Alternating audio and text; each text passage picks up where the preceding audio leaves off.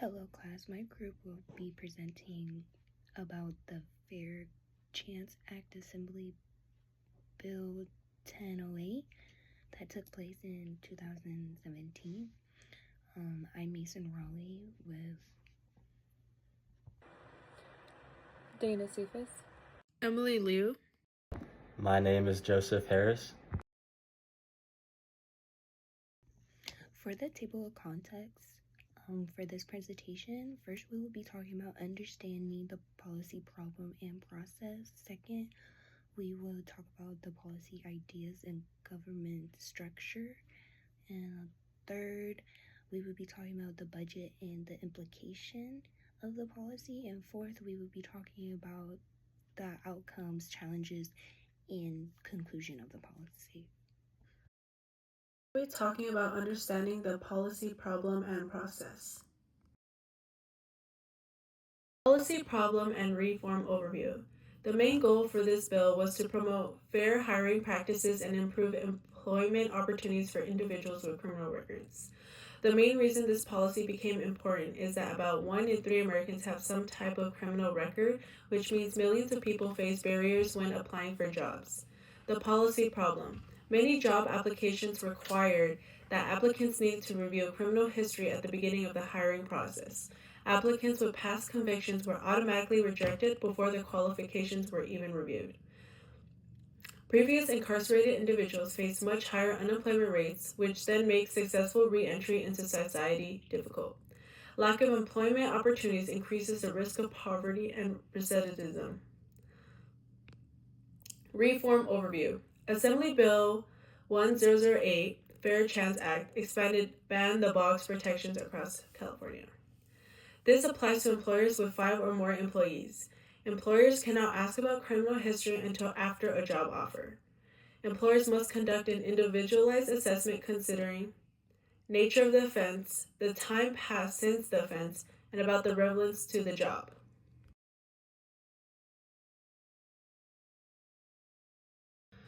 Policy process analysis. The problem identification. Advocacy groups and researchers highlighted employment discrimination against people with criminal records and its link to recidivism. Agenda setting. Growing attention to criminal justice reform and reentry programs push fair hiring policies onto California's legislative agenda. Policy formulation. Lawmakers drafted Assembly Bill 1008, expanding earlier local ban-the-box policies to a statewide law. Policy adoption. The California legislature passed AB 1008 in 2017, and it was signed into law by Governor Jerry Brown. Policy implementation.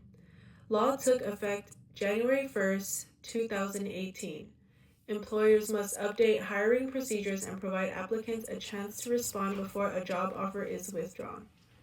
Many civil rights and criminal justice reform organizations supported the policy because they argued that employment discrimination against people with criminal records disproportionately affects low-income communities and communities of color.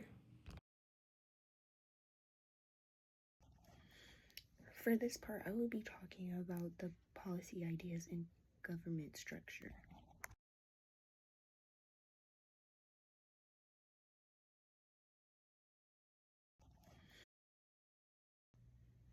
For this part, I will be using the multiple streams framework to explain how the Fair Chance Act became into law. This theory shows that policy change happens when 3 streams come together: a problem, a solution, and political support. The problem that occurred in this act was that there was hiring barriers for people with a criminal record. The solution was that the law introduced the ban-the-box policy, which delays background checks until after a job offer is made.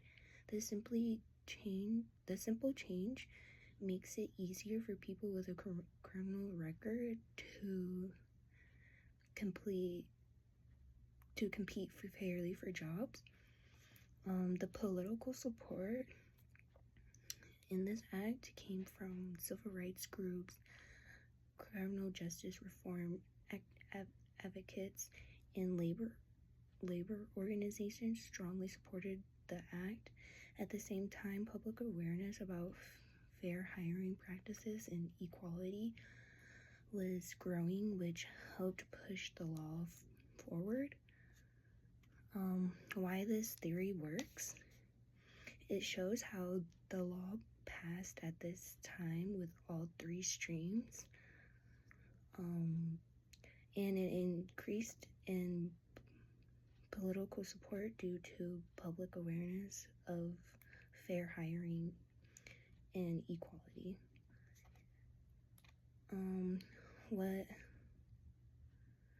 What revolves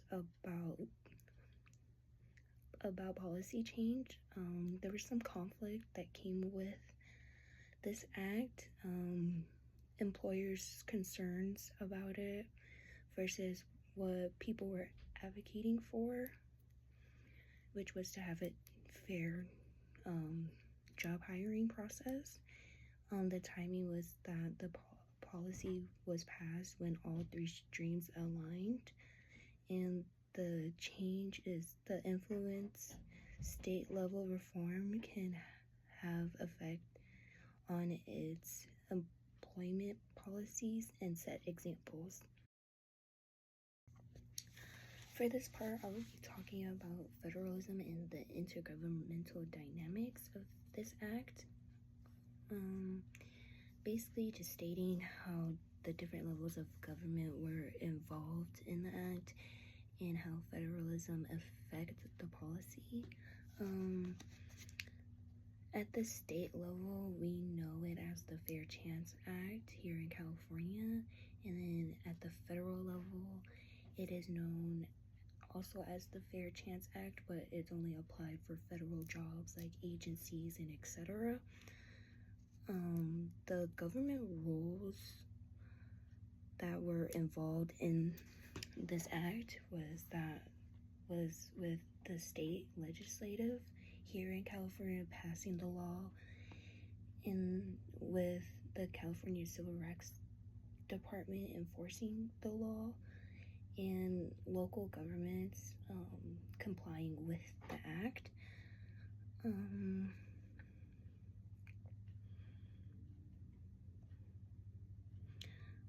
At the local level, some cities already had their own ban the box rules, which sometimes overlapped or created extra steps for employers.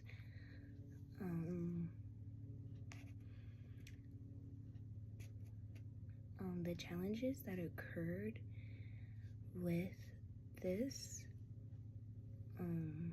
was that the state law is applied even though federal law doesn't require it.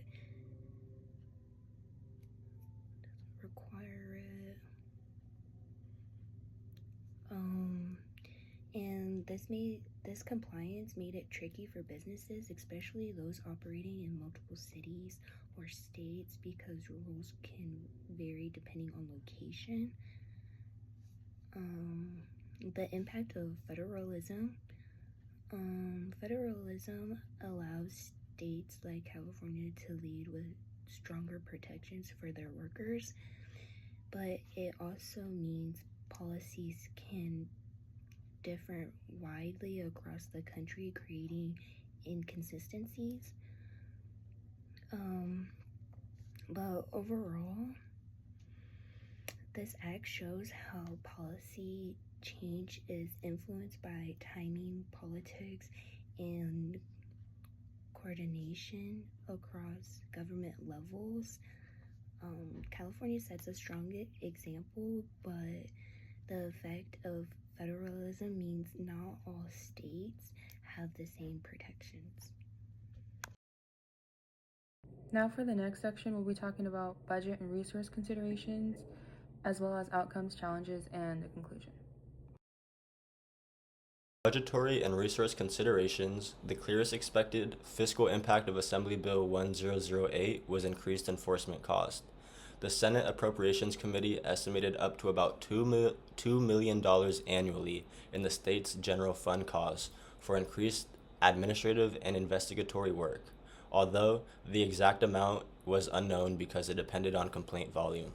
At the same time, the bill included no direct appropriation, so it was not funded through a dedicated budget line. In terms of expected costs or savings, the main documented cost was therefore state enforcement and compliance administration.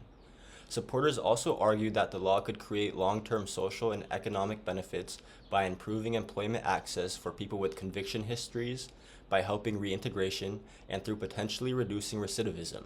But these expected benefits were not formally entered in the hard budget savings in the legislative analysis.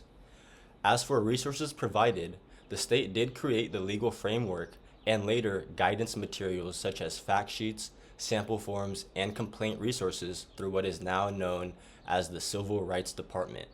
However, whether those resources were fully adequate is much less clear because enforcement demand depended on complaint volume, and that was uncertain from the start.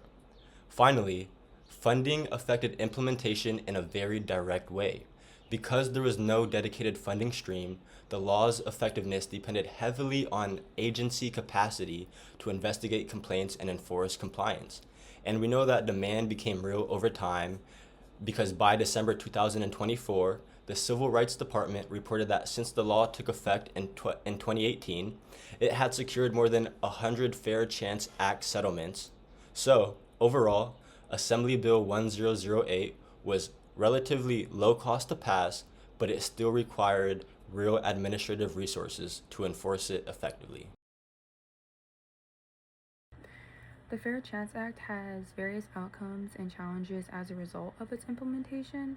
The three outcomes that research explains are increased access for job opportunities, background checks delayed, and individual assessment of applicants. So for increased access for job opportunities, this just means that they were able to go through the initial phase of the interviewing process without their criminal record being brought up.